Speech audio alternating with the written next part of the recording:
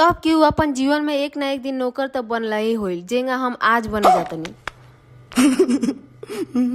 हाँ तो भैया, आज से हम घर के बहनी नौकरानी ना की मालकानी। बस दुख की बात के बाद कि में पगार ना मिले, में कराई के परी खटाई के परी। सब केहू के मोटिवेशन तो लोग के देख के आवेला, लेकिन हमर मोटिवेशन हमर खुद के घर के नौकर बन के आवेला। अब जो हमारा चावल दाल बनावे के सौभाग्य प्राप्त होला, तब हम ये सोचनी कि रे तनका पढ़ लेम तो अपन जीवन बन जाई, ना तो यही नौकर लेखन खटत रहे दिन भर। एकरा के कुछ बोले के जरूरत नहीं के, काहे कि एक बचपन के ही आदत बा, सब काम बहुत टेन बा। रात भर तो हम बढ़िया से सोचलहु नहीं की बताई काहे कि दू चूहा में लड़ाई होत रहे खूब तेज। ओकनी के झगड़ा छोड़ावे के चक्कर में दोनों आके हमरा के काट ले सन। बतावा ना भाई, भलाई के तो जवाने ना रहल भाई। आम के सीजन में बिहारी लोग आम ना खाओ, ऐसा तो हो ही ना सकेला भाई। से आम चुरा एक कर डल नहीं तले पता चल कि सामने तो बियाह होता। अगर से कनेले जो छिपा आ मांग ले आओ खाना, उ खाना सब बर्बादे न होई। एगो हमनी के दे दिए सन तो पार लग जाई। अपन हिस्सा के दूध छुपा के रख ले, नहीं तो सोचनी जा